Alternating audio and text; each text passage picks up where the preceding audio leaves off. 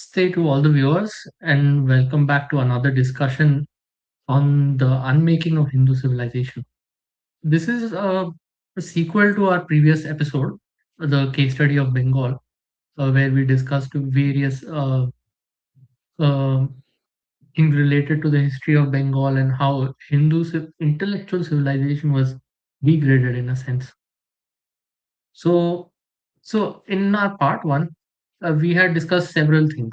So that about how that even through centuries of Islamic rule, even with all kinds of brutalities, the forced conversions, temple destruction, the jizya, and all through that, we see that Hindu elites, they never start thinking of themselves through the eyes of the conquerors.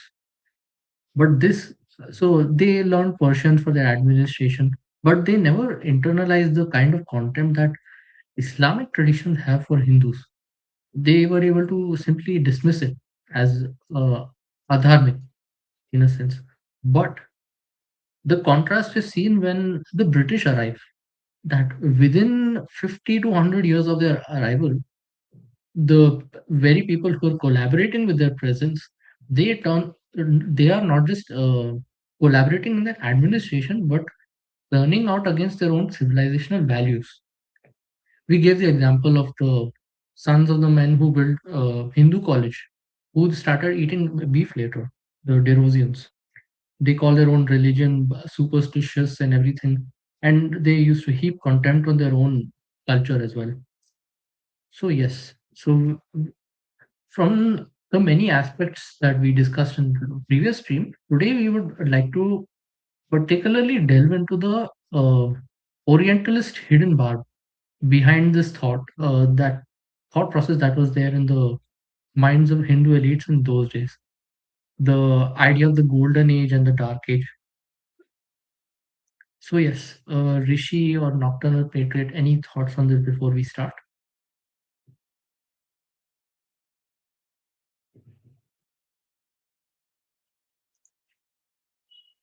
Yeah, welcoming all the audience today for the second stream of the series. And as Nina has told us, so on that line of thought that we had expressed in our previous stream, uh, tonight we will be delving into another significant portion which actually shaped the mental picture of India, current Indians about their past. And that's a big deal because many of us also hear this all the time that the way that you perceive your past, that's how then you will try making even policies at the present times as well. So this is an this is a crucial issue, and we should really be investigating into it with all seriousness if we have to uh, get into deep dive about how there were disintegrations of our own frameworks later on as well, as we shall see. Uh, Nocturnal or Niner can take forward. Yes, so as my friends have pointed out, de-destination didn't just happen in one swipe. There was a cause behind it, and there were many factors to it. So here we are attempting to shed light on what could have happened and the different phenomena that basically led to this sea change in mentality of the Hindus who had been able to safeguard their mentality, at least largely, in spite of the constant bombarding by the invaders for such a long time. Because even during the Islamic subjugation, we were very much a colony. What changed between the Islamic subjugation and the British colonization is what we are trying to unearth. So a lot went on, and hopefully through our series of podcasts we'll be able to shed light on some of the situations that actually led to this sea change in thought. So yes, so that was our introduction. Um, a little bit more on what we're exactly going to discuss today. So, part one in general, it shows us the effects of what was actually going on. But behind the scenes, there were a lot of mechanisms playing out with certain epistemologies and ideas that we did not truly have the time to discuss the last time. Specifically, what did this group of British administrators and the scholars actually do to the Hindu traditions in the name of studying these traditions? What were the frameworks they were approaching them with? And in the process of, you can say, constructing their own narratives, what kind of image were they seeing in Hinduism? And finally, uh, relating back to the initial point of the stream, um, how did this kind of framework become the mirror in which the Hindu elites eventually learned to see themselves? So, yes, that is our core thesis. More correctly pointed out. So, our thesis is supposed to be that the Orientalists did not exactly discover India. They were producing a kind of a version of India which was filtered through particular lenses. Those lenses we should shortly discover. So yes, also a brief note that we should be discussing the period from 1770 roughly to 1817, because 1817 is the same year as when Hindu College was founded, and also the same year when James Mill writes his The History of British India. He publishes it, and that is the time when you can say the Anglicists take over the narrative from the Orientals. So we shall be covering that part in a later stream. But yes, I just wanted to point that out. So yes, we start off with the time period after the Battle of Plassey. So Plassey had been won in 1757, and many years passed as well. We saw a lot of events covered in the previous stream about how there was a famine, the kind of loot that Robert Clive had done, and Warren Hastings had to go there and come back to England, to India, to actually clean up the wreckage after the famine. So there was a lot of administrative, you can say, cleanup going on, and lot of reforms going on within uh, the whole time period itself. So yes, in all this time, the company itself, it was facing a lot of challenges in governing the populace. It was essentially collapsing in its own philosophy, in a sense. So that's where you can say Warren Hastings comes into the picture.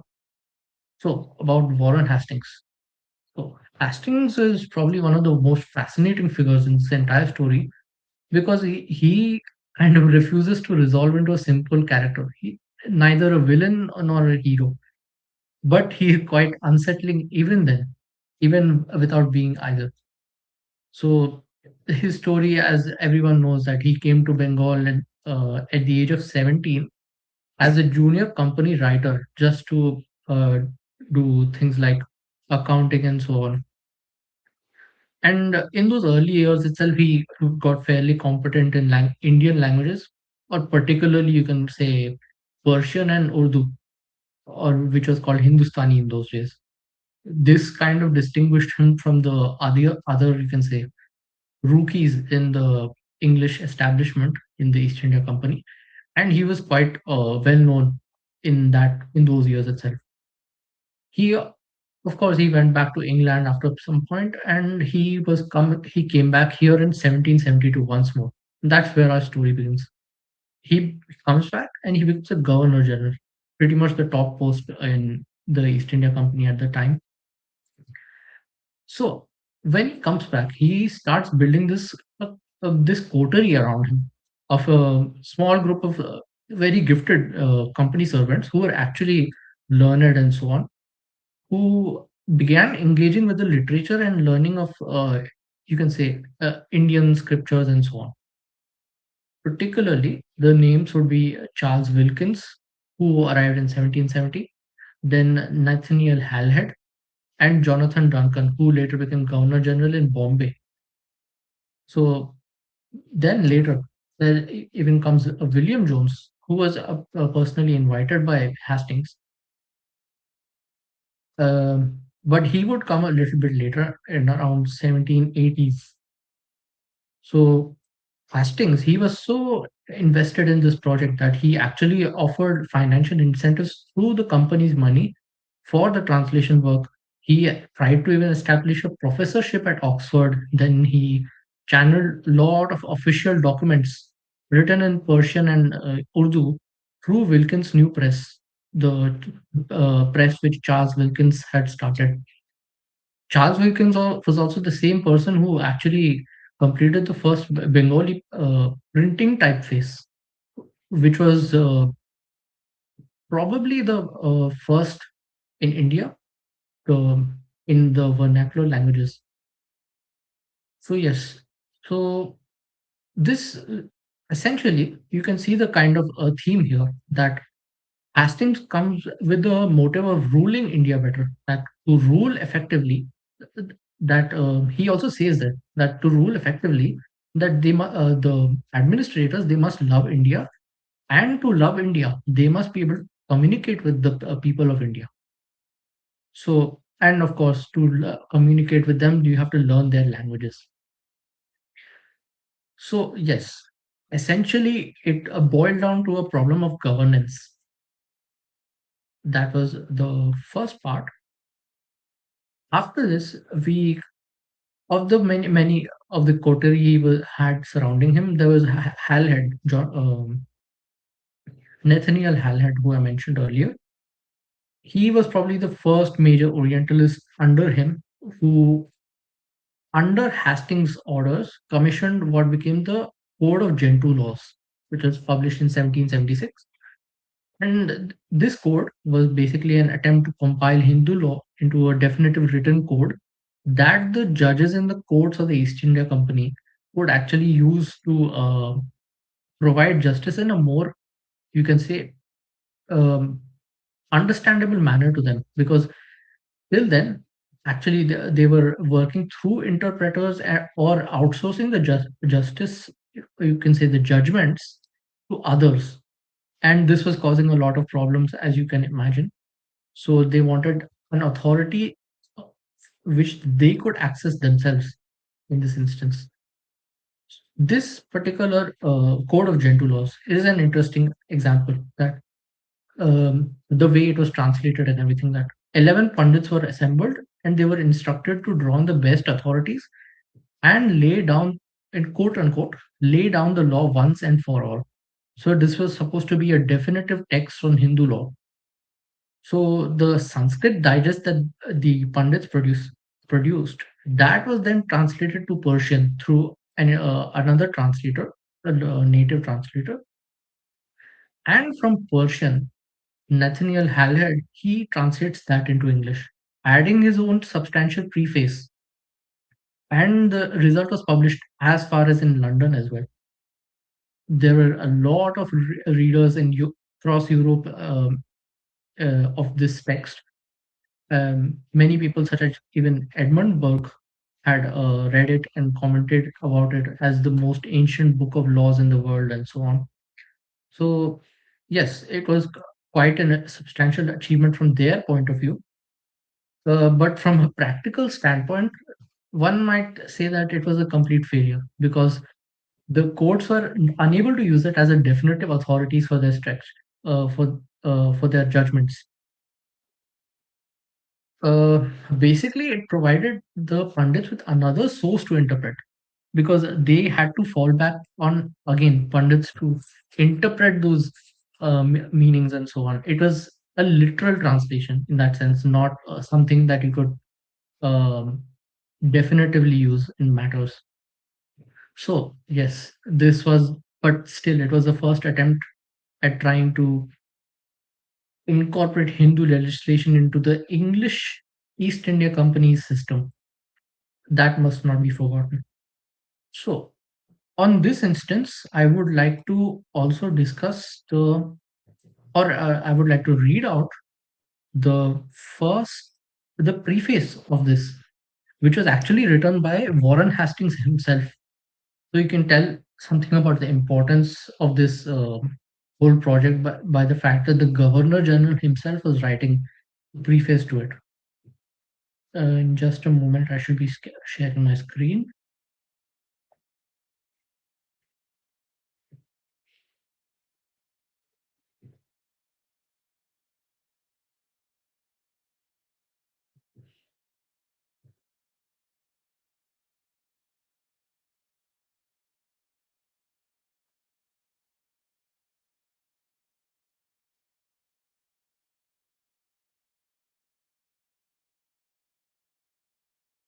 So just a second.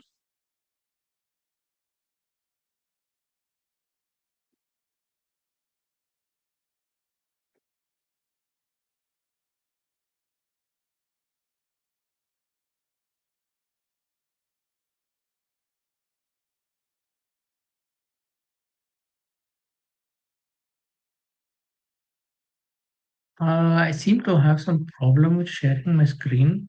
Just a second.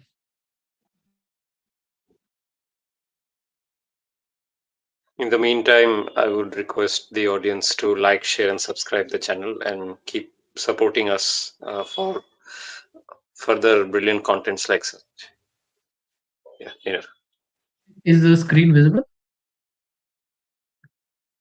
Yes, yes. it's visible. Perfect. Yes, so just a second. So this is the preface to the Code of Gentoo Laws, which was written by Warren Hastings himself. So this is in the beginning. It's an exchange of letters between Warren Hastings and Nathaniel Hallhead. So we'll go down a little. So some excerpts I want to point out, which kind of explain what their worldview was when they were trying to translate and work with these texts. So just a moment.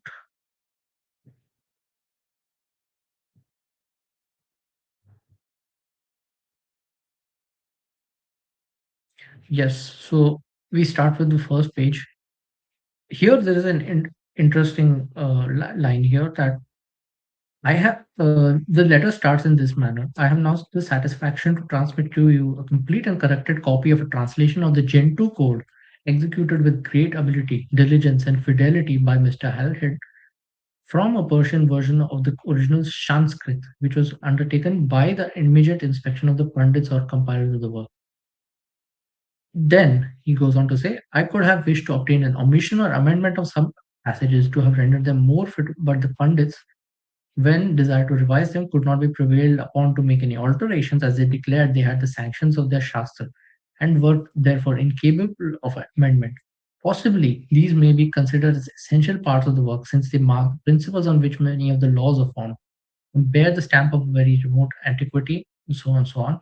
So you can notice a kind of urge from the pundits in these sentences that they were uncompromising, essentially. That even if you can say to appeal to the morality of the public eye, that in this instance would probably be the English themselves. They did not change the shastra of what they said. They were willing to show it as it is and did not want to make any alterations, even though the authority of the land, that was the East India Company, who could have actually punished them for not obeying them, but they still did not compromise on the principles outlined there. That is one thing that is of note here. Going ahead, there was, yes, so this part. Here he talks about the reasons for the translation and why it must be done. So a lot of things are said about the kind of laws of different countries and so on. Uh,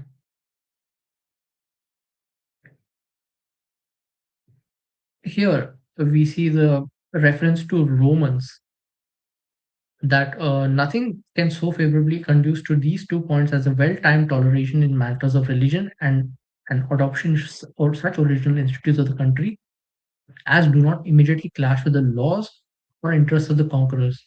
To a steady pursuance of this great maximum, much of the success of the Romans may be attributed who not only allowed to their foreign subjects the free exercise of their own religion and the administration of their own civil jurisdiction, but sometimes by policies still more flattering, even naturalized such parts of the mythology of the conquered as were in any respect compatible with their own system. This part is probably the most important that I would like to discuss with Rishi and Nocturnal Patriot if you like.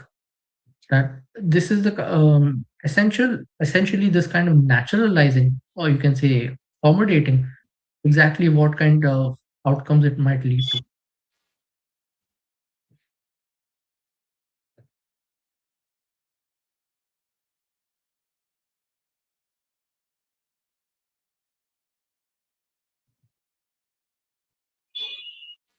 Yeah, Nocturnal, any points you have?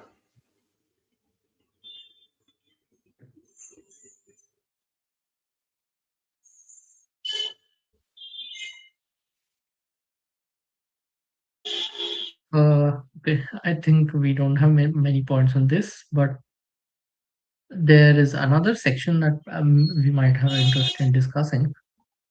So, I think it was on this page.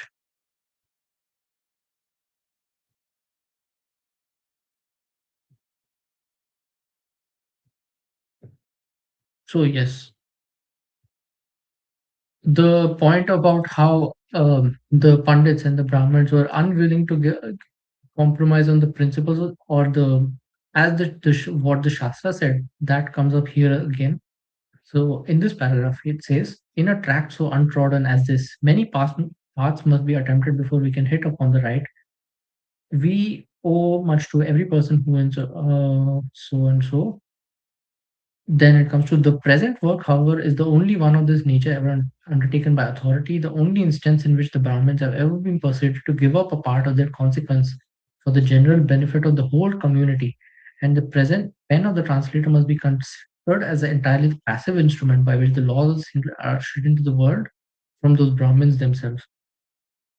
So it kind of highlights that how exactly unwilling they were to collaborate with them in this whole matter, and that they had to get a whole Persian translation and everything done for that. Yes, one thing becomes evident from this passage, that they were some for some reason they were viewing the Brahmins as an impediment to their natural way of interpretation. So it shows that the Brahmins in some way were resisting their kind of interpretation, because uh, apparently the British were, or rather Hastings and his coterie, were viewing the Shastras from their distinct lens and were attempting to dumb it down according to their own perspective, which is something that the Brahmins were opposed to, because the Brahmins knew what the Shastras implied. Those implications, the raw implications, were not liked necessarily by the British, and the British wanted to color it in their perspective. That is where the probable friction could have risen, and that is possibly what Hastings is referring to. Yes. So also going ahead, there is uh, quite an interesting paragraph here, which actually acknowledges the point of the other side as well. So they do acknowledge that religion should have been judged by the principles and truths of its own, you can say, uh, thesis. So, so yes, he brings up the point that hence we are not justified in grounding the standard and criterion of our examination of the Hindu religion upon the known and infallible truth of our own, despite him calling that an infallible truth, because the opposite party would either deny the first principles of our argument or insist upon an equal right on their side to suppose the veracity of their own scriptures uncontrovertible. So yes, so he was actually giving the space, but despite all this effort, it turns out a problematic translation. So yes, that was the first part on, and that was the experiment that Nathaniel Hallhead did. Then we come to the next excerpt that I would like to discuss. This would be one of the letters of Warren Hastings to a certain Nathaniel Smith from the translation of Charles Wilkins' Bhagavad Gita. This comes up a few pages later.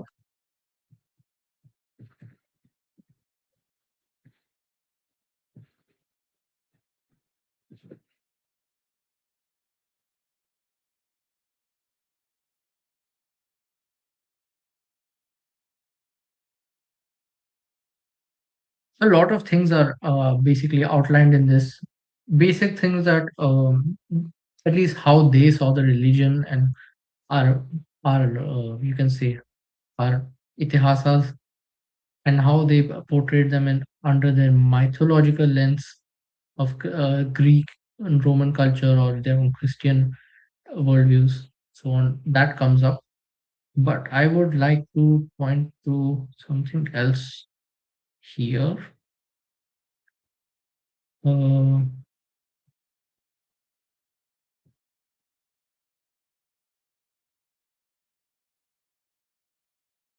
so yes, the comparisons you can see here that here Warren, sorry, yes, Warren Hastings, he tries to bring up the comparisons. It will not be fair to try its relative worth by comparison with the original text or the first standards of European composition, but let these be taken even in the most esteemed of their prose translation, and in that equal scale, let their merits be weighted. I should not fear to place in opposition to the best French versions the most admired passages of the Iliad or Odyssey, or of the first and sixth books of our own Milton, highly as I venerate the latter, the English translation of the Mahabharata. These are quite some interesting points. And another aspect comes up in this part itself.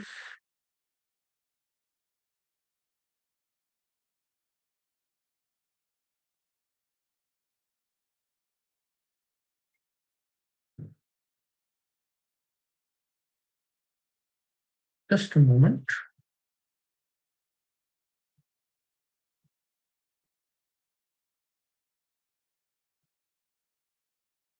I think it is here.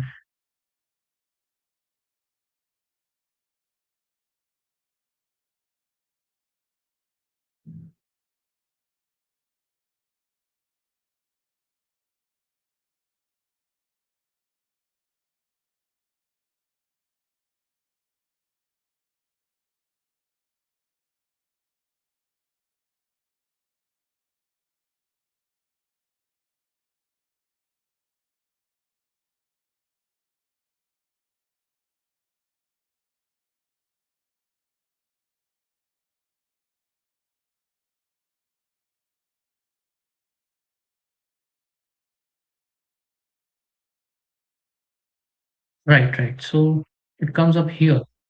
Um,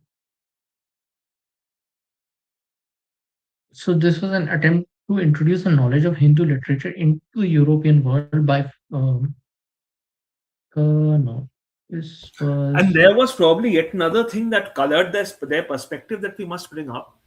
The fact that many of the British, at least, were convinced that the industrialization uh, and the industrial advancement that they had achieved was achieved by excluding the church from most of the affairs, because the church had often resisted much of their progress. The church had been an impediment to yes, their and progress. specifically So because England was Protestant, they had a kind of you can say anti-priest, anti-clerical attitude as well, precisely, yes.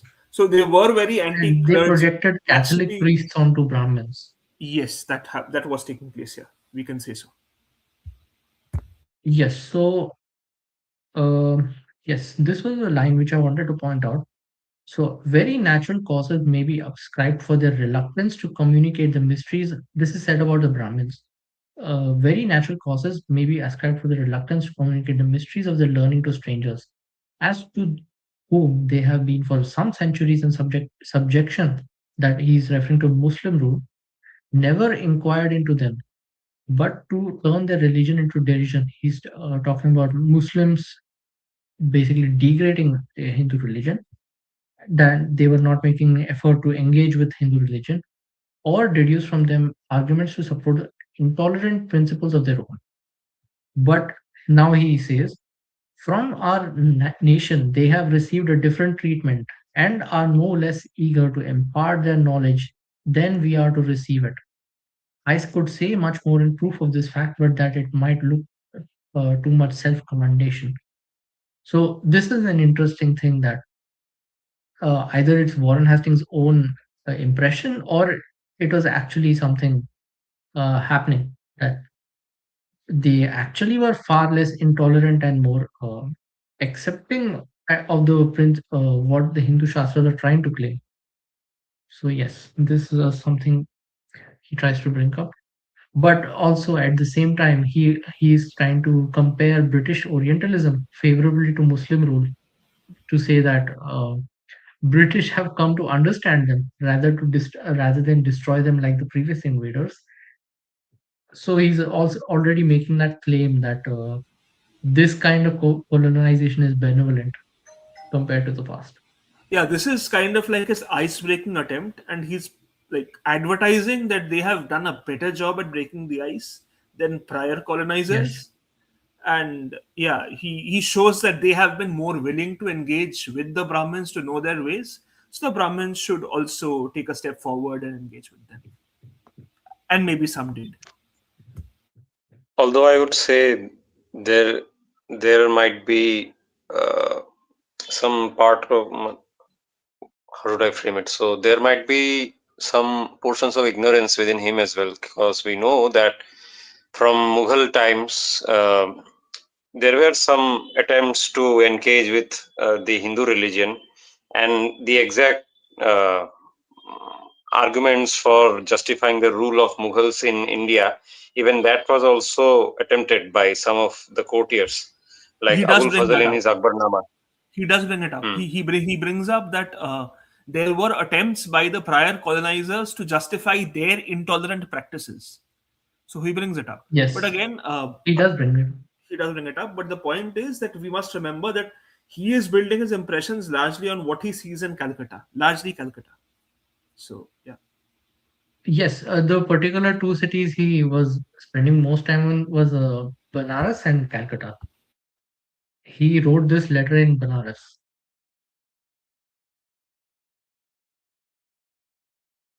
So yes, some more context about the letter itself. He was in Banaras. His entire this was around the time when the entire council was hostile against him. There was he was um, facing that case and everything, and he was in this condition that he wrote this preface and everything. So one more thing I would like to, one more excerpt I would like to prime point out here is this one. I should read it out for the viewers. Nor is the cultivation of language and science, for such are the studies to which I allude, useful only in the forming the moral character and habits of the service. Every accumulation of knowledge, and especially such as is obtained by social communication with people over whom we exercise a dominion founded on the right of conquest, is useful to the state. It is the gain of humanity. In the specific instance which I have stated, it attracts and conciliates distant affections. It lessens the weight of the chain by which the natives are held in subjection, and it imprints on the hearts of our own countrymen the sense of obligation of benevolence. Even in England, this effect is of it is greatly wanting.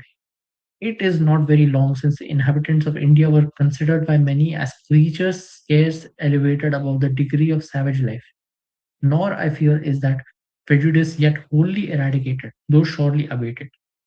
Every instance which brings their real character home to observation will impress us with more generous feeling of for their natural rights and teach us to estimate them by the measure of our own. But such instances can only be obtained in their writings, and these will survive when the British dominion in India shall have long ceased to exist, and when the sources which it once yielded of wealth and power are lost to remembrance. So we do So, see here an inherent racism. Yes, and you notice that the part where he says, "Over whom we exercise a dominion founded on the right of conquest." He explicitly knows what it is. He knows that there is a chain, that there is an oppression, there is a subjection that the natives are subject to, in his own words. And he says that the natives were And scarcely regarded yeah, anything above savages for a while until they yes. came with the light of colonization. Like, yeah, light of Christianity, light of So colonization, his whatever. whole argument rests on the fact that this literature producing, this translation project of Orientalists, this would basically allow Indians to be seen as more human by the government, the Yeah, so state, he was here the to East save India. them. That complex remains. Yes. So you see the relation between power and knowledge in this instance, the knowledge production, you can call it. So yes, that was on Warren Hastings. Next person I would like to move on to is William Jones. This person is a very colorful character, and he expands upon what the project which Warren Hastings started in a more profound way. So he my argument in this whole in this part would be that the Jones, he did not actually come to discover what India had as in literature or anything, but more so that he was discovering a mirror for what he had already previously learned, the frameworks that were taught in European culture and so on. So all the intellectual obsessions that he was engaging with, all of those things you see reflected back in what he searches for in India and Indian scriptures and so on. And I shall Yeah, it's point clear those that he out. had come here with a frame, a prior frame in his mind, Yes, and he wanted to make India fit into that frame. He was not curious to know about what India was, but rather to make India fit into that frame, which would make India easy to govern. yes, correct. That's absolutely correct. So, a moment. In the meantime, to the audience, I will just try to explain this portion, which Nina will be going further in details. So we'll try to check up this four-part checklist. This is a formulation made by Martin Farek in his book India in the Eyes of Europeans. So we'll try to see that how Orientalists had this notion, this four-part checklist notion of namely structural markers of Christianity to be found in India. What are those? Number one, a supreme deity. Number two, an authoritative holy book. Number three, a definitive creed. And number four, a formal priesthood. So these are the 4 points that we'll be trying to search now from the works of William Jones.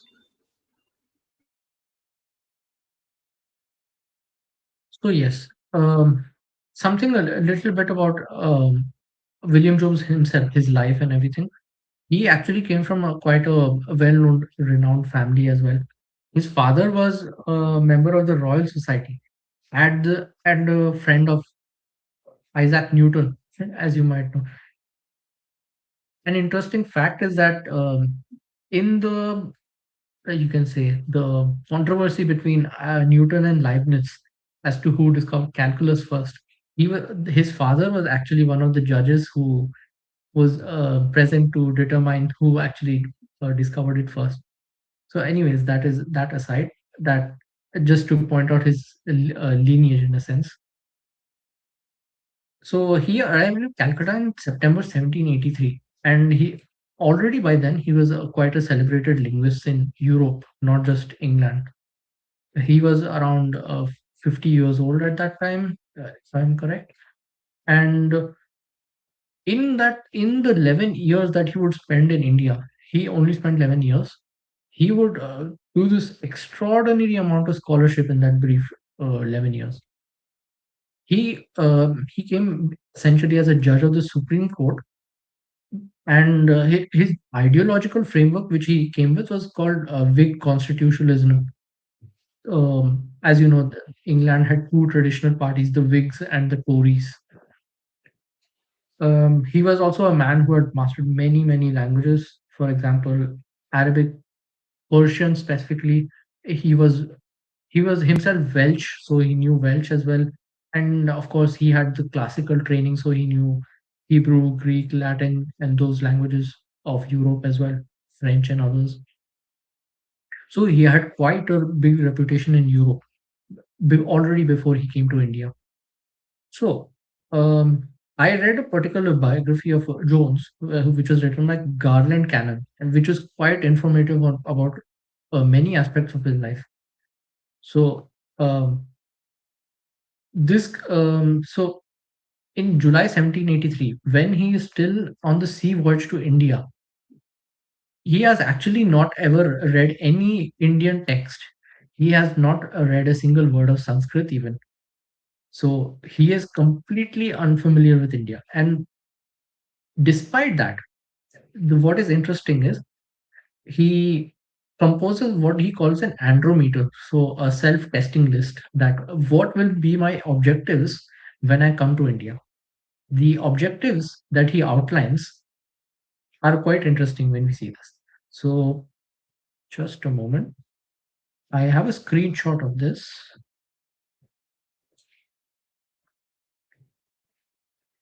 I can share my screen here.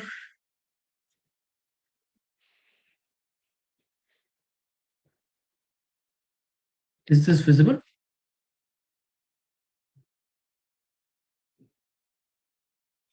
Yeah, Not yet. clearly. No. Yes, yes. So you can notice the kind of the themes that he was actually already decided in his head without any knowledge of India that he was trying to discover. First, the Hindu and Muslim laws, which were natural because he was going to be a judge in India. Then, history of the ancient world, that is also all right. Third, scriptural proofs and illustrations. Here is where it gets interesting. Fourth, traditions about the flood. The flood being the biblical flood, the deluge, what they call it. Fifth, Indian geography and politics. Then, best mode of governing Bengal, and it goes so on, so on, so on. He also talks about later the Mughal constitution and the Maratha constitution. So, uh, the particular point I wanted to point out was about the traditions of the about the flood. Why would you be interested in that specifically? So he Fit. and the idea that he had already decided this before knowing a thing about India, that really surprises me, because what this means for us is that he already had this Christian providentialist framework. He was coming to India to find knowledge which would serve the purpose of Christianity. So, yes, we must keep that in mind when we learn more about him. Any points on this, Rishi or Nocturne Patriot? Yeah, we can see this clearly now. He's trying to map on his own religious stories onto us as well, because there is this tendency, right? Uh, even by that time, that since Christian Bible is true, therefore the events in Christian Bibles must also be recorded in other civilizations as well, and that we need to find out. At It's a least case of that's the why that I'm confirmation bias, basically. They want validation, greater validation from the greater world for their existing sensibilities. So, which Yes, it'll exactly. help them, propagate their religion and expand their flock, as they say in Christianity. So, since they seek to increase the size of their flock, they want greater acceptance from people there. So, if they can somehow uh, establish that they have a common past with the people they are colonizing, it'll help them, further that project. Although I doubt William Jones wanted to increase any flock, but yeah, he was a Christian after all, even in value terms as well. I don't know if he was Yes, a I mean, religious Christian or not. maybe it was not in terms of converting people, but still, they had this fantasy of validating certain sensibilities that they had, that the entire world No, was it was connected. not in the sense of converting directly. My belief is that they wanted to project India in such a fashion that Indians would believe, or at least they would find out that Indians were actually pretty much Christians already. So, yes. Yeah, we have this quotation as well from many books that Europeans operated under a theological axiom: because God created all humans, every culture must have an inherent capacity for religion, making religion a universal human trait rather than a culturally specific Western concept. And the religion, aka Christianity, no doubt, not some other religion. Ah, so, yes, I should move on with discussing more of William Jones. So, in January 1784, just a few months after he comes to Bengal, Jones founds the Asiatic Society of Bengal. So, the charter of it was sweeping that basically every branch of human knowledge that was in that would be from Asia would be in its scope. And its journal, the Asiatic Researches, that became the primary publication venue for Orientalist scholarship, which was soon being spread all over Europe. A lot of people across, you can say, France, Germany. It was not just in England; everywhere it was spreading. But the society's founding discourse already contained kind of vision about what the project was actually for. Uh, I believe in the first, what it's called, the first, the transaction or something. It's called in the first founding discourse probably. He says that if our countrymen here will learn that wealth is not the only pursuit for rational beings, my object in proposing and supporting the society will be attained. So his idea was that the East India Company servants there in India, they were quite degenerates, in his own words. That and he saw this society partly as a way of a moral correction to these colonial servants, so that they could engage themselves with literature and scholarship rather than with hoarding money and corruption and all that, because he generally found the corruption quite morally appalling.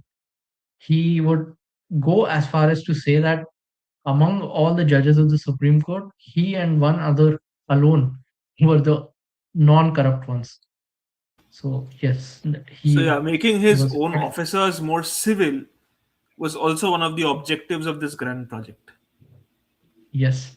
to help them, find better life goals rather than just looting and wasting away their time in India. I'm also getting some vibes of what you had described from that letter of Warren Hastings as well, right? The whole civilized. We are the civilized colonists, unlike the other bunch which had been subjecting you to their despotism. Yes. So I'm getting and those vibes therefore as well. and therefore the onus lies on the civilized lot to also appear civil. So it was like, they play in a way, they placed greater standards on themselves, so therefore we must exhibit better standards by through our conduct. So we must also, uh, we shouldn't emulate unwashed savages, we shouldn't act like money grubbers, we should, we should be able to have We a should be higher better moral than our ground. predecessors. Yes, Yes, yes. better than our predecessors, and also we should stand out as examples to the savages who are supposed to look up to us. Yeah, and it will cement their Yes. rule as well, right? If they start acting belligerently, then it will be a problem. They knew it because I think by that time, the sannyasi revolt was also emerging, right, Nina? Yes, but that actually never comes up as a theme in these writings for some reason. That is Of course, an of course. interesting thing you pointed out. Mhm. So yes, we discussed about that stuff. There is also something about the frameworks that Jones was approaching, not just not just, you can say, the colonial institutions and everything, but the actual frameworks behind it. So he didn't just bring the English language or English literature and so on, but he had, I have simplified it into four frameworks that I think that which were sometimes contradictory, but they were basically guiding him and his worldview. First is, of course, as we saw in the objects of inquiry list, that was a Christian providentialism. That one more evidence of this is that in Jones' daily study schedule in India, eh, basically what he learned daily, apart from Sanskrit grammar and from translating his works, he also read 10 chapters of the Bible daily. So he was a practicing Christian and a devout one, probably. So, and as we saw, he refers to the deluge or the flood. So when Jones reads, so the question that arises in our mind would be that when Jones reads these Puranic texts and he tries to translate them, is he not asking that he's basically not asking what is this tradition saying on its own terms. He is essentially searching for that flood, or he's searching for other concepts such as Trinity, or he's searching for the concepts such as how the world was divided between Noah's sons and so on. And as we will see ahead, he actually kind of tries to fit India into the framework of being in that you can say sons of Ham and so on, right? Yeah, clearly. Rather sons of like, I mean, we will discuss that soon enough. Yeah. And you see in his annual discourses to Asiatic society as well, this basically becomes a foundation. Uh, there are a lot of motivated comparisons they made. First, they try to fit biblical chronology into Hindu frameworks, try to fit Manu into their Adam, and so on. They also try to compare the Devanagari with Hebrew, that apparently the Brahmi scripts come from Hebrew. Then to the modern scholarship, of course, it looks like conspiracy theories right now, but to back then, they were taking it literally and very, very seriously. Absolutely. So the second framework that would shape his worldview would be European, you can say, classical humanism, essentially.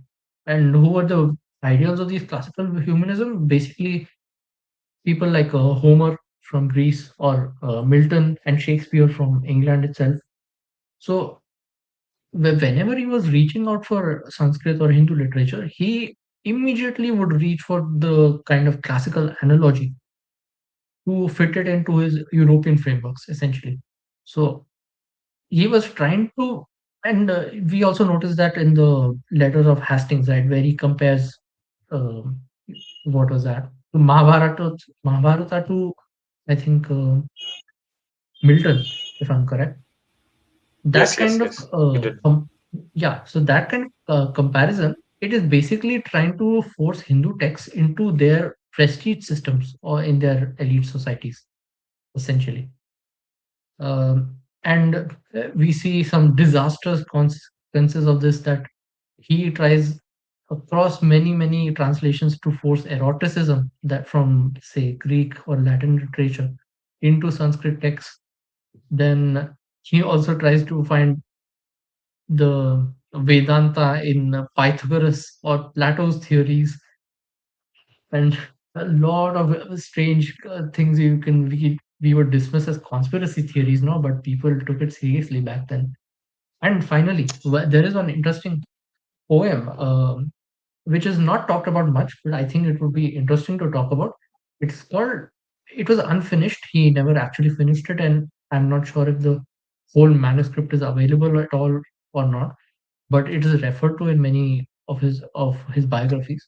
It's called Britain Discovered.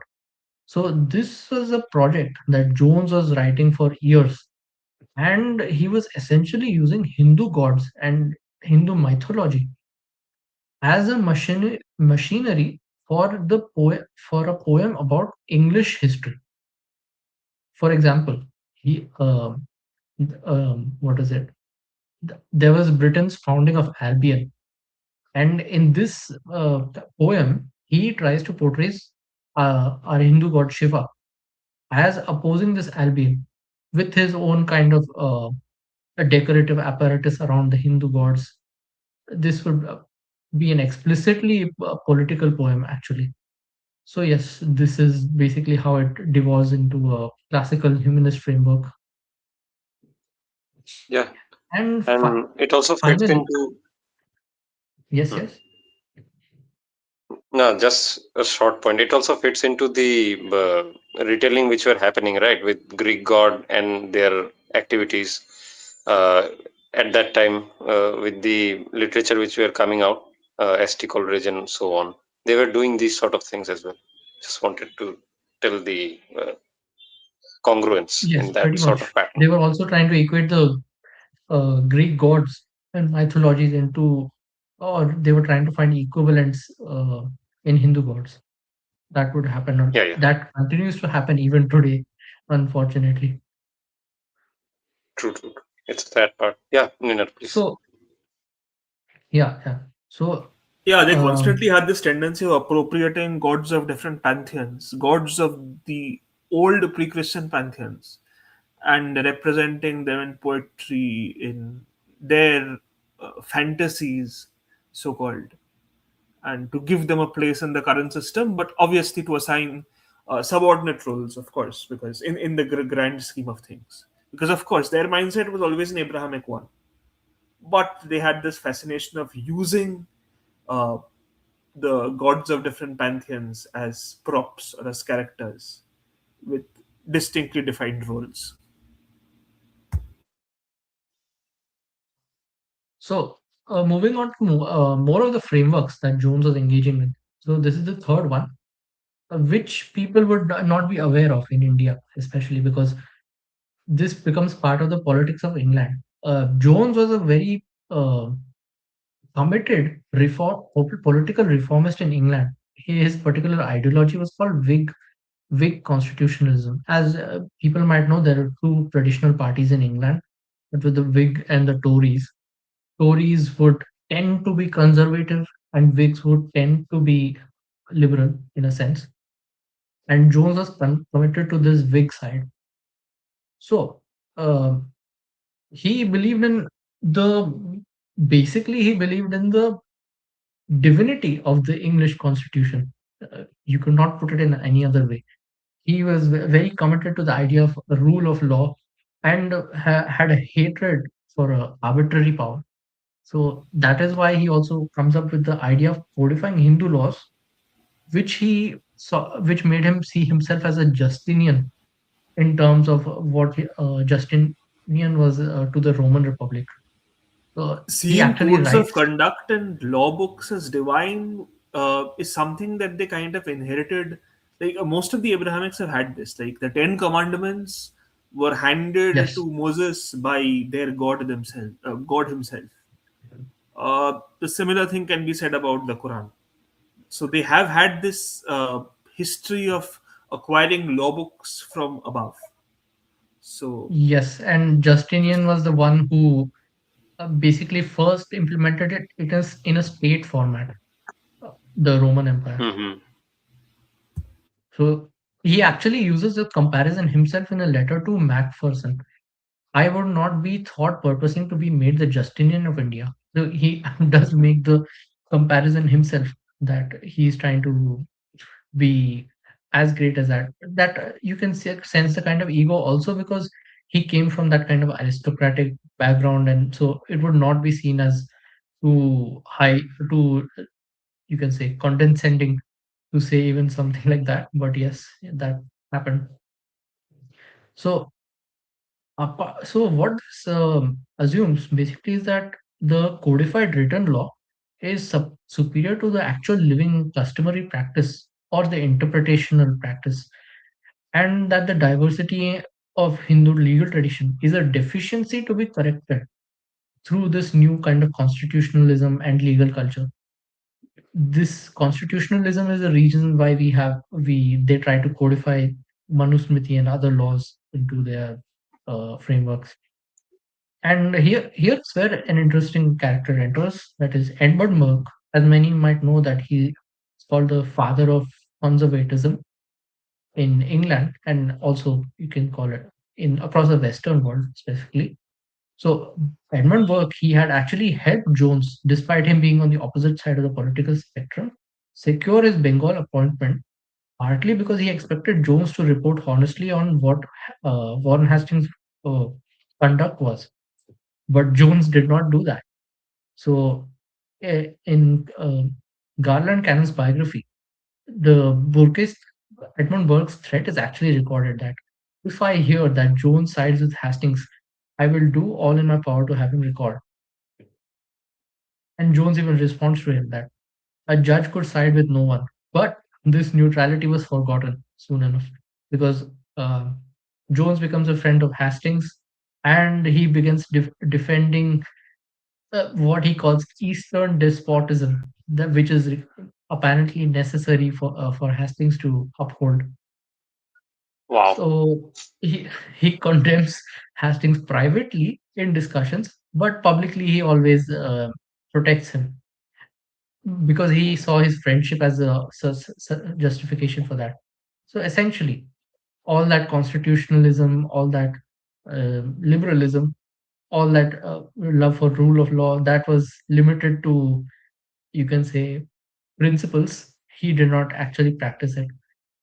And despite him seeing corruption everywhere in Bengal, he actually goes as far as to claim that he was among the only two men in the entire Supreme Court who were actually honest and not corrupt. He did not really act on it much, apart from all this literature, delving into the literature and hoping that it would produce a more a non-corrupt elite among the English, I suppose. So yes, that was one of his frameworks. And the final framework, which is probably the most underappreciated and which was quite interesting for me to delve into, was that Jones was a complete Persophilia, Persophile, basically, that he loved Persian literature. He read and translated many works, probably in the hundreds, in his entire life. And so his entire outlook on the Oriental world, or the East, you can call it, was shaped by his outlook on Persia. So when he actually encountered Sanskrit or Hindu texts, he would always try to fix it somewhere in the Persian frameworks as well. So that is also why he placed the Indo-European homeland in Persia. He suggests some quite bizarre, wild theories, such as that Hindu kingdoms were located in Persian territory before the Zoroastrians. Then, then there is a very famous anecdote that I would like to point out the kind of irony that which is documented by Garland Cannon that after arriving in India, he actually attempts to speak in Persian with a fellow company servant, but the company servant does not actually understand him because all his Persian knowledge was, despite him being so much in love with it, he was all bookish knowledge basically. He could not actually speak it, and the person he spoke to, he thought he was speaking English. So yes, essentially his idea of India, like his idea of Persian or Persia, they were basically library texts, you can call it, that he had kind of imagined much of it, and he was not really engaging with the living traditions of it. There, we also see his relationship with Sanskrit. So it was not very different from the way he approached Persian. He wanted to learn it. He went to the the Brahmins of Nadia in Bengal, and also to Benares and other places. But of course, he was rejected back then. A foreigner, a judge, or someone who was of the state, they would not necessarily teach him. The Brahmins were very hostile to the idea of teaching him, taking him as a student. But he eventually finds a Vaidya named Ramalochana, who was actually a physician, who agreed to teach him under very strict conditions, which Jones had problems with, but he agreed for the time being. Uh, so he also finds out that this same Ramalochana also teaches grammar to many of the learned Brahmins, despite him being not of the Brahmin class himself. After learning Sanskrit, though, he tries to position himself as the more authoritative interpreters, arguing that since Ramalochana taught even Brahmins, he is kind of superior to them, having learned from them. Wow. So you can kind of see the kind of insecurity he had from the earlier rejection of not being taught directly from a Brahmin. Yeah, precisely so. That becomes clearly apparent here. Also, this tendency Yes. of being superior than the native, this is also a very common trait within the European, like in European mindset as well at that time, right? So this is a reflection which I'm seeing, at least that of Alexandrian myth, like how Alexander is the pharaoh of the Egyptians and also the Shah of Persia. Like he's the overlord of the natives. When he comes over there, he becomes better than the native lords ever were. So I think that sort of mentality is also being projected over here, right? Or Precisely. maybe I'm wrong. They know that Pretty much. whatever Yes. system exists, they need to be at the head of the system. So uh, they, I mean, they refuse to bow to the authority or to the existing authority in the system. They would want to position themselves as superior to whatever system that exists. So it's like they are not willing to play by the rules of the game. They are willing to flip the board so that they can stay in charge. Completely. By the way, Nainer and Nocturnal, when you were discussing those portions about laws, right? So there was a rejection of the native digest which was made, right? The Gentoo law, which was a translation of a native Sanskrit work. Wasn't William Jones against it as well?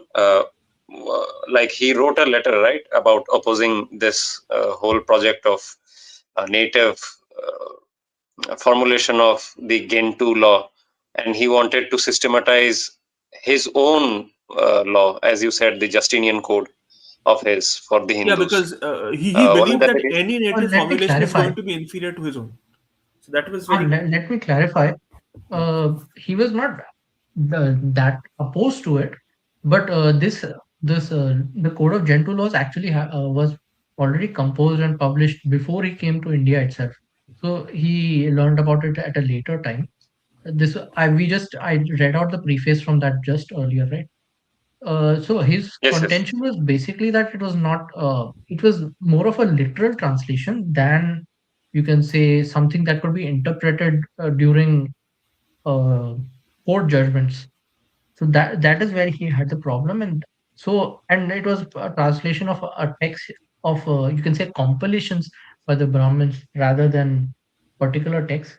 He was insistent on finding the translation for Manusmriti. So yeah, he was that was the reason he probably rejected it. An authoritative holy law book, I guess. Yeah, that sort of. Yeah. So something more about Jones and how he saw um, India and Sanskrit in general. So the background to this is that in 1786 he delivers the third anniversary discourse of Asiatic Society. This was actually the attendance of this was the largest during his entire tenure because a lot of company servants actually started being interested into these things at that time. So and people actually knew something significant was coming. This is a document from which the modern study of all Indo-European languages is also conventionally dated. So I should read two passages from this. Yeah. So where is it? So it says the Sanskrit language, whatever be its antiquity, is of a wonderful structure, more perfect than the Greek, more copious than the Latin, and more exquisitely refined than either, yet bearing to both of them a stronger affinity both in the roots of verbs and in the forms of grammar than could possibly have been produced by accident.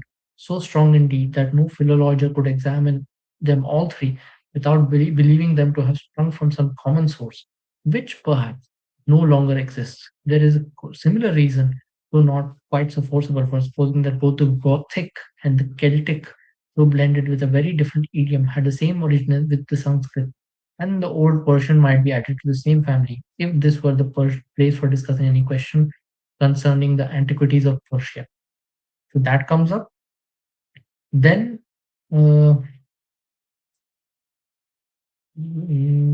think it comes up.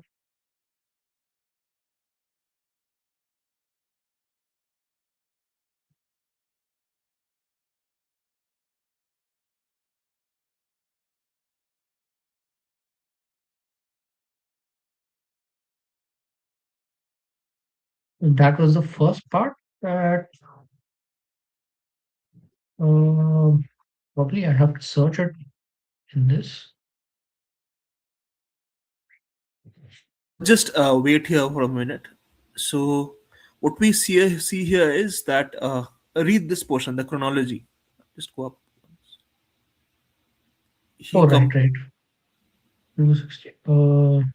Which part was it? the missionaries compare Buddha with Christian missionaries. Just a moment. I might have skipped it. Yes, you were just there. Go to the part where they speak about the Buddha.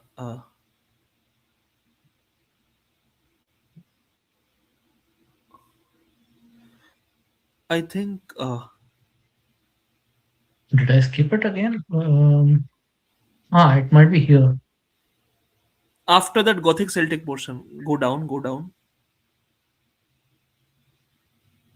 slow. Yeah, this part. Yes, that portion. This may be a proper place to ascertain. Important one in the chronology of the Hindus. For the priests of Buddha left in Tibet and China, the precise epoch of his appearance, real or imagined, in this empire, and that Was information which had compared been by the preserved. Christian missionaries and scholars with our own era. Right. We The may Christian fix the time missionaries of were Buddha, performing this ninth great equivalence incarnation experiment. of Vishnu in the year 1014 before the birth of Christ. Now the Kashmirians who boast of his descent in their kingdom. So Christ's descent.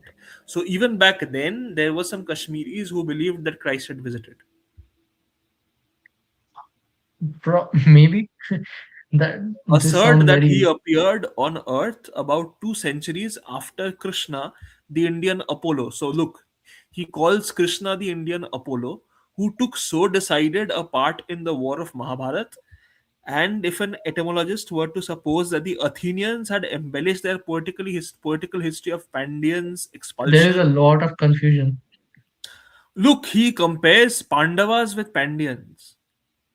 So, history of Pandyans' expulsion and restoration of Aegis with the Asiatic tale of the Pandus and Yudhishthir. So, he compares the Greek tale of Pandyans' expulsion with the expulsion of Pandavas in the Mahabharata.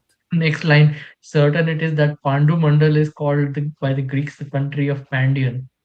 This is another level. So you can kind of imagine the kind of brain rot they were discussing in those days. Lots of false equivalences were going on. Yes, so that was one part. Another thing I wanted to discuss was here. Yes, he writes a whole poem here. It's called the Geographical Poem of Dionysus. Um I don't want to read the poem, but basically I'll read the section after this. So, say their sources of wealth are still abundant even after so many revolutions and conquests. In their manufactures of cotton, they still surpass all the world, and their features have most probably remained unaltered since the time of Dionysius. Nor can we reasonably doubt how degenerate and abased So so he ever the again Hindus he's may racist. now He appear. says that the Indians, the Hindus, are degenerate and abased. No matter Yes, how degenerate and abased they now appear, back in the early age they were splendid. yes. In arts and arms, happy in government, wise in legislation, and eminent in various knowledge.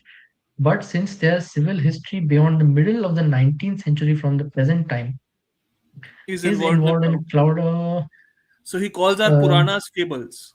In a cloud of fables. yes. So So we they have seem to only four possess genuine only means of four satisfying genuine. their Yeah. curiosity. That is, first, their languages and letters. Secondly, their philosophy and religion. Third, actual remains of old sculpture and architecture. Fourth, the written memorials of the sciences and arts. So you can the Going back to the first stream, you He might have remembered considers the only idea we these discussed four of to the be golden age. relevant sources of information. So yeah, Yes, yes, yes. We had discussed the idea of the golden age that Orientalists propped up. This was the golden age which I'm referring to.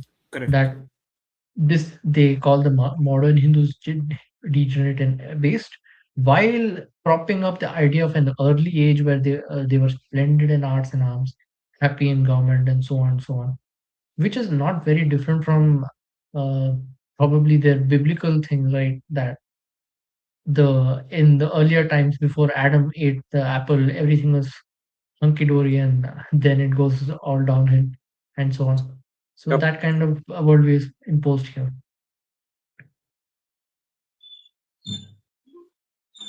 Technically, it's said it's called as the pure origin story, romanticization of the Veda, like Hmm. hypothesizing that ancient India possessed a rational, text-based monotheistic faith, which is in the Vedas, that align with natural religion, completely like those church dogmas. And we also have Uh, this idea in European history, right? They call the medieval ages the Dark Ages. The mhm. Because they believe that church came and all the sciences were halted, and every the advance of science Yes. during the Greek period that did not move on ahead. So they had Hmm. this idea that after Galileo and everyone, then it all moves ahead somehow. After the breaking of the Yep. Catholic Church, essentially, despite the Catholic Church being the one who was engaging with Aristotle and others through, you can say, Aquinas and so on, right? Completely, and hence the word Renaissance. It is Yes, harkening back to some golden age. basically they're coming out of the Dark Age into the Golden Age, essentially. And we saw in part one how many of the Hindu elites were basically internalizing this, And and that's why, how the people particular speak of the text we refer Navajagar to and all of the Renaissance, Ram which Ram was Basu. needed. That was needed in India. I mean, they were like induced into thinking that we were also in need of a golden age, a deliverance from our dark past, uh, because And it is convenient that and a glorious in the past same needs to be place revived, much like in exactly. Bengal, they're actually they do prop up the idea of a renaissance happening in the Yes, 19th precisely. century. They constantly hammer that thought into our heads, time and again. That Constantly, there was a Navajagaran, renaissance these happening. sort of words are used. Hmm. Hmm. In the first episode, we also discussed how Ram Ram Basu also propagated the same idea of the golden age and so on in his own capacity. So yeah, that was there. So yeah, that was the reference from Basically, William whoever was James. unhappy with their establishment at any point of time used that stick to beat the establishment and question it and say that, oh, we had days in the past when everything was hunky dory. That is what we are trying to revive. Everything in the past was beautiful, and those are the days we want to bring back. Hmm. Yes. Uh, so one thing that is missing in our discussions, and especially in their discussions of the whole matter, is about the nature of knowledge production that they were doing. Specifically, how they were extracting knowledge. This comes up in several instances. For example, in Wilkins' Gita, exactly how he gets it. Then it comes Halhead's Code of Gentle Laws. Then even in the case of William Jones himself, they would always approach Pandit, and the Pandits would give their legal opinions or interpret the manuscript for them and give it to them. So,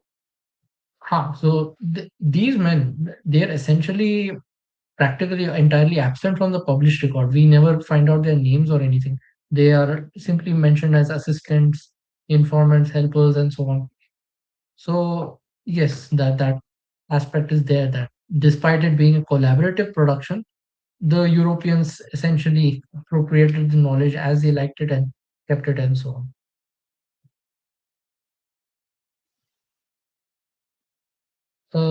Yes. So going ahead, uh, over the years, the lot of publications are published and so on. The kind of writings we read of Jones, those are proliferated in a mass manner, practically industrialized.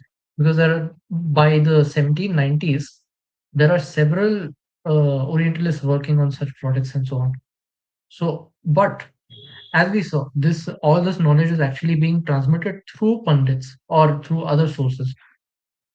Uh, the nature of this mediation, though, that was sometimes dubious, as we shall see in the part ahead.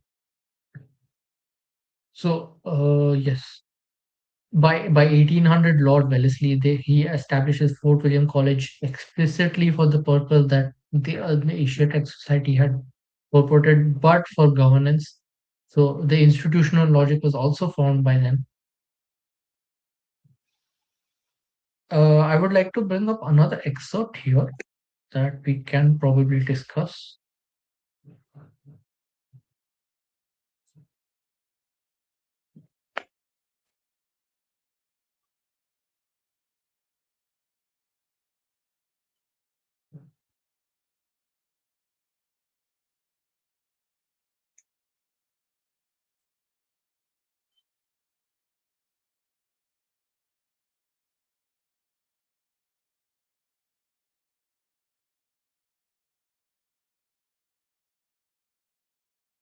So yes, this would be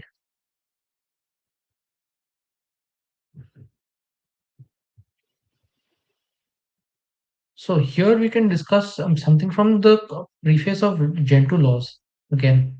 Uh, about 1 second. Oh, we have already discussed this, right? I think.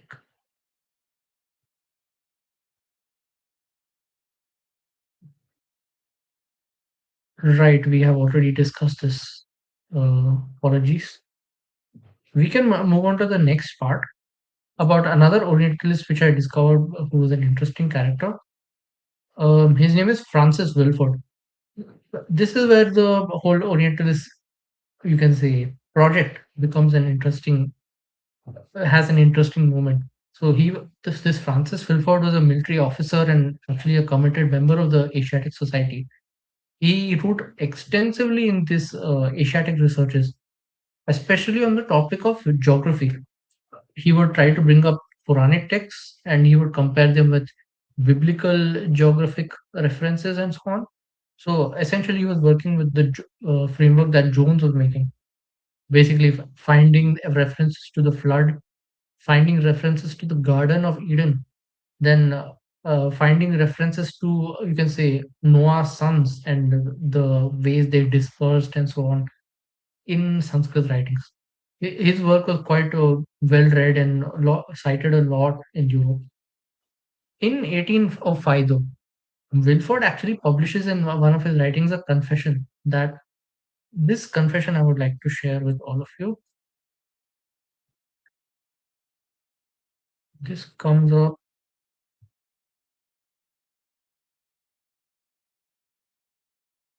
share my screen shortly.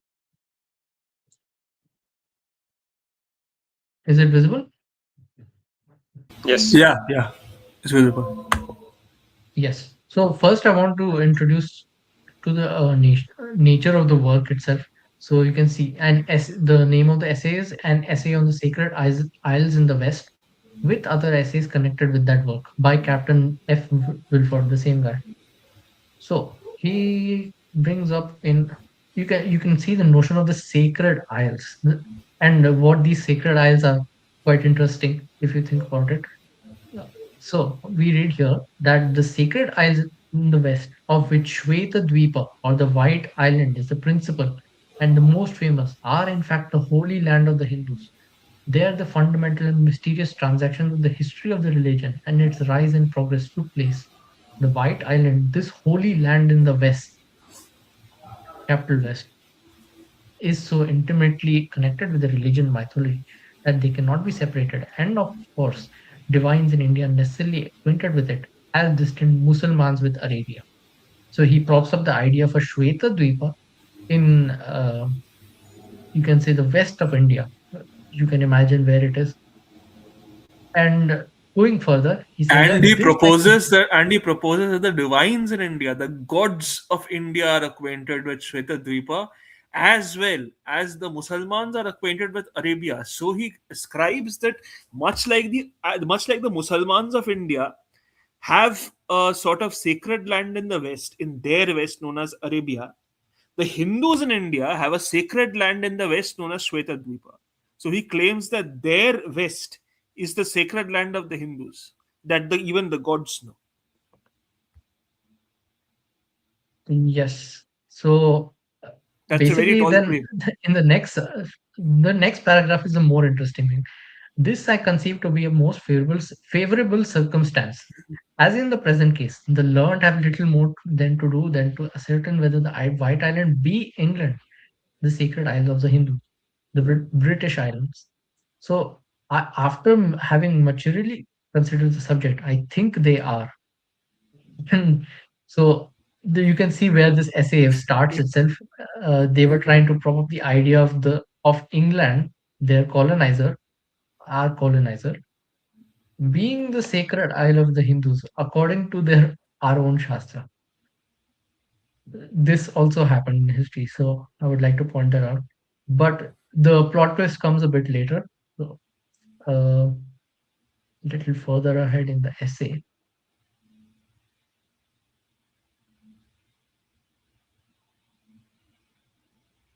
So he starts writing about his experience during the whole translation and collating project.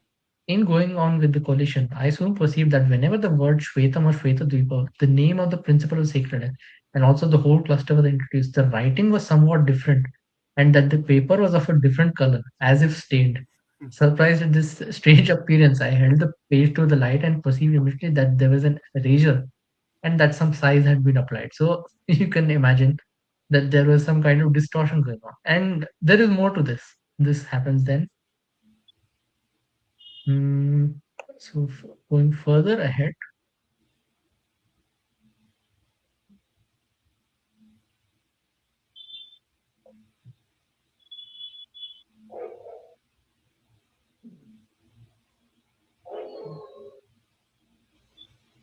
so he talks about how a certain Pandit was the one who was helping with all these things, helping him write, compile various translations and so on. And then he finds out that I have since learned that as the money for his establishment passed through his hand, his avaricious disposition led him to embezzle the whole and to attempt to perform the task alone, which was impracticable.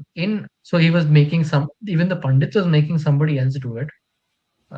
In order to avoid the trouble of consulting books, he conceived the idea of framing legends from what he recollected from the Purana and from what he had picked up in conversation with me.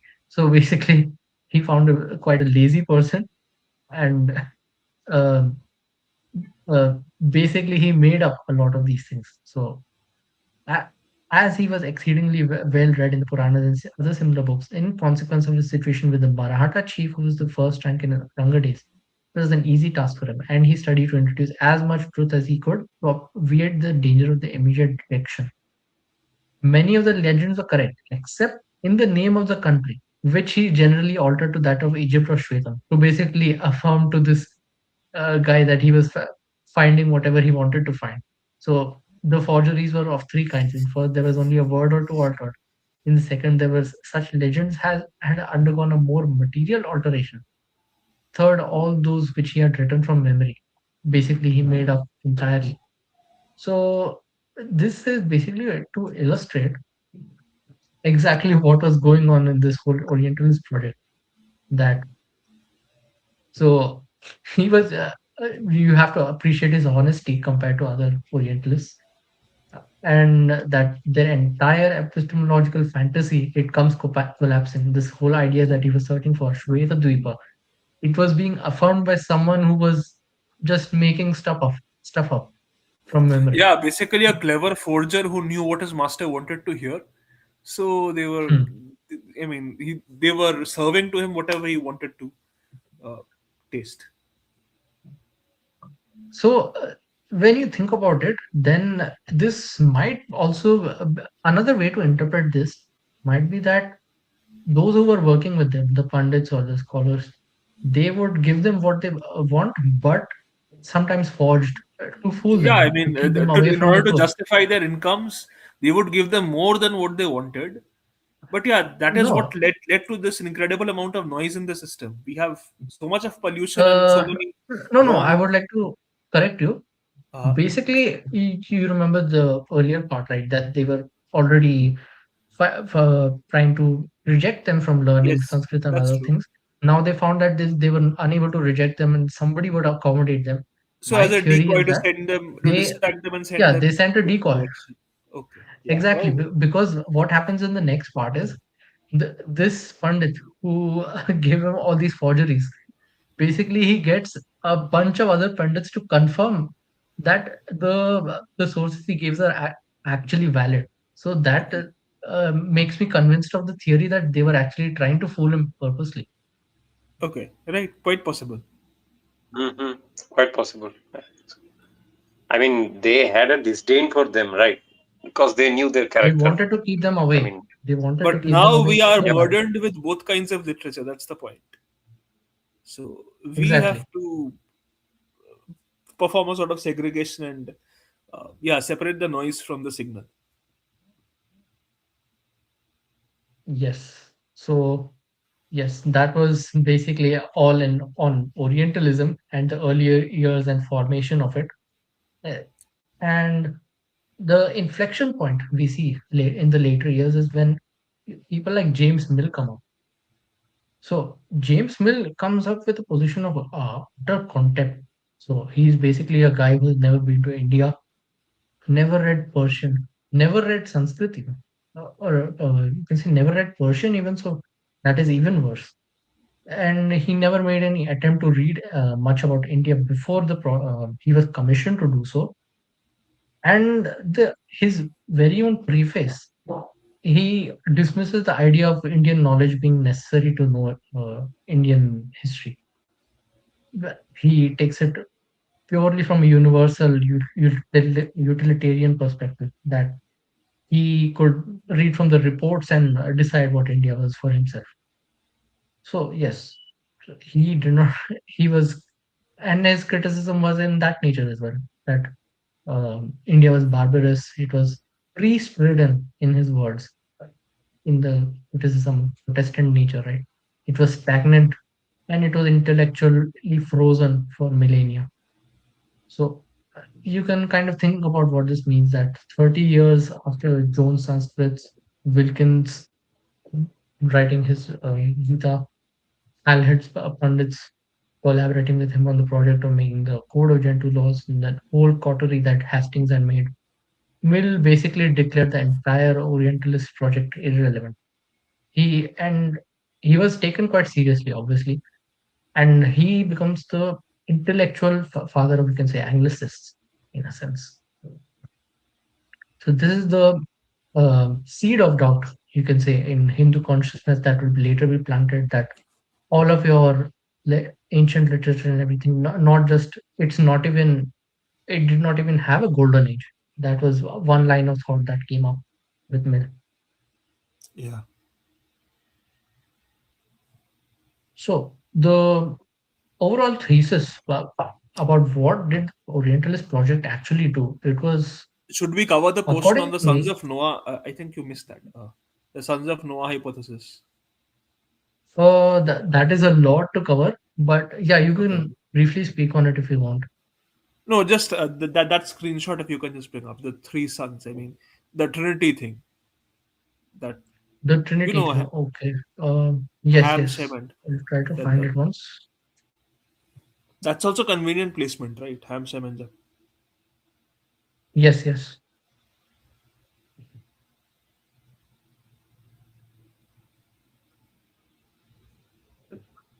Yeah, the difference of James Mill vis-a-vis the earlier Orientalist was this, right? That one had romantic appreciation versus the other had utilitarian contempt. James Mill, who utterly rejected the idea of India was ever civilized, and operating from a strict utilitarian philosophy, he argued that Indian society, laws, and religion were thoroughly barbarous, superstitious and backward. So these sort of things we see in the later years, which is Yes, also depicted as armchair imperialism by many. pretty much. Basically, he is entirely dismissive and very self-confident in more than the Orientalist in a sense. Because he has that strict utilitarian philosophy, right? Focused on rational law, Yeah. efficiency, and governance. Anything besides that, if it has a tinge of religion in it, it needs to be called out as despotism and so on. One or two missionaries have been absurd. Yeah, so enough to argue that the Christian Trinity can directly be correlated with the Hindu Trinity. This was also a very preposterous suggestion, but these attempts were also going on.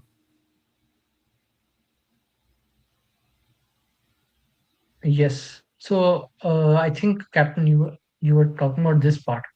No, actually, I What want to was talk about behind? something. So, besides that, there was also this other proposition that, as people might be well aware, yes, the sons of Noah are like they are well known as Ham, Shem, and Japheth.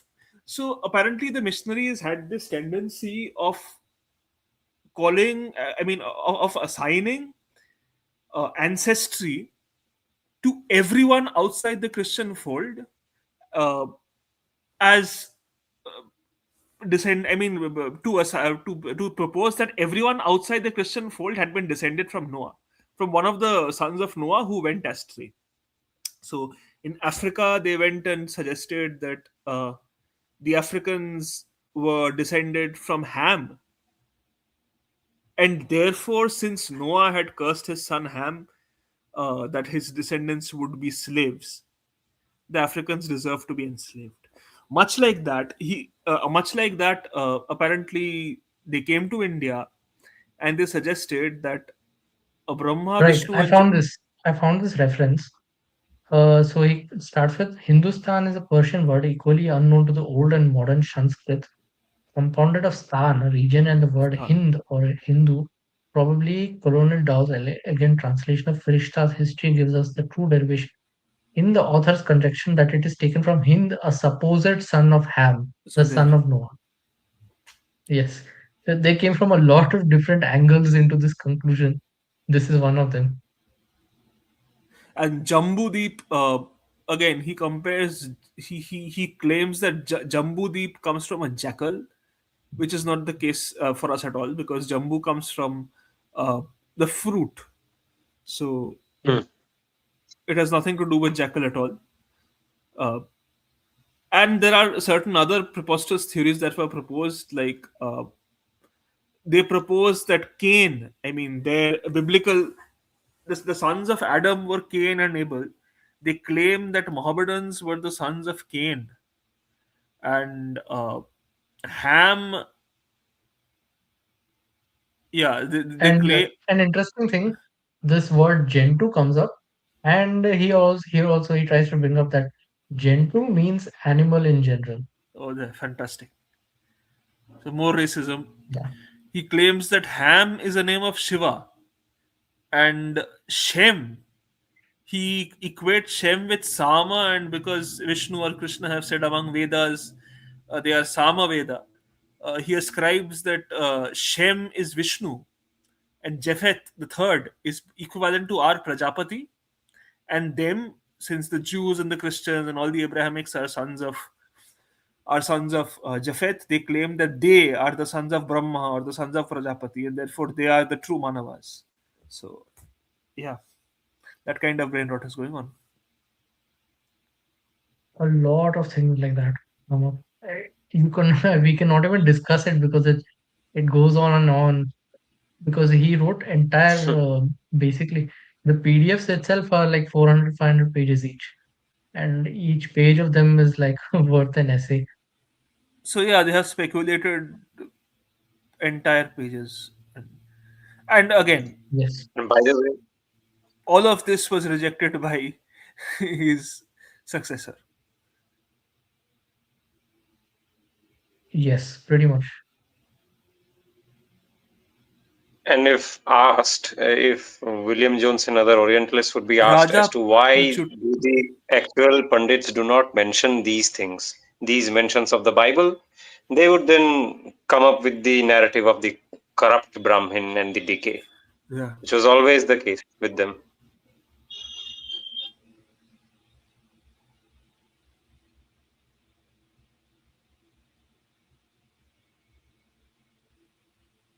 Lot of reference come up. But yeah, in general, you get the idea of it. The kind of ideas we discussed earlier as well about, for example, the idea of Shweta Dvipa, which was turned out to be a forgery itself. And yeah, despite it being a forgery, the person goes ahead and publishes it. That he still believes it right before confessing about the forgery. That precisely. was quite a strange bit. Yeah. So yes, basically coming to conclusion. So what was the Orientalist project wholly about?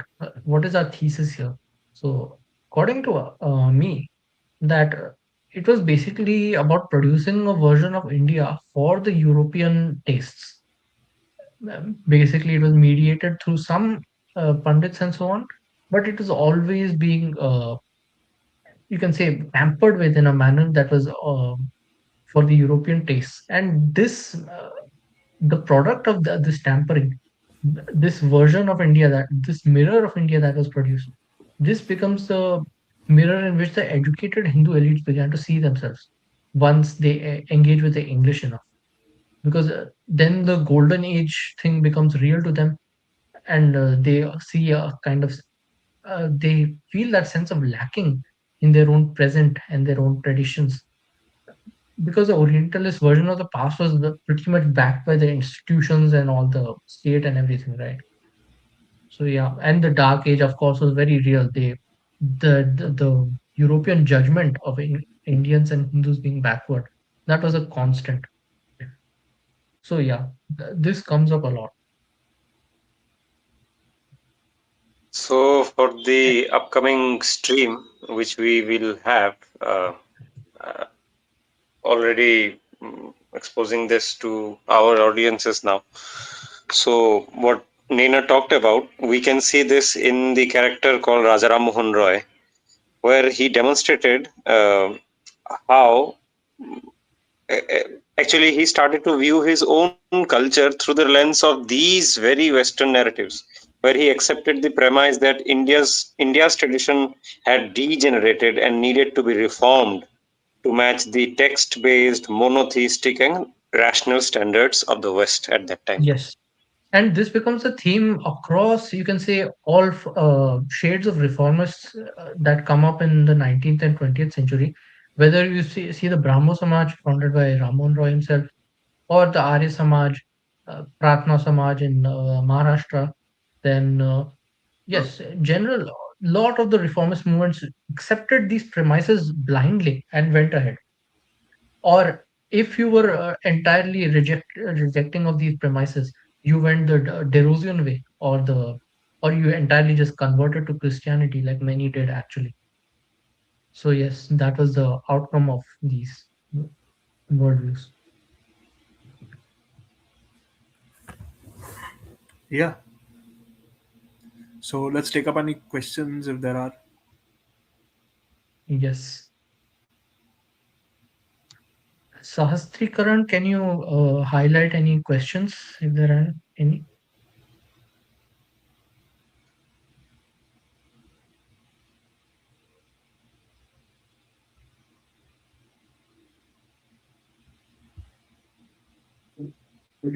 Well, there aren't any questions.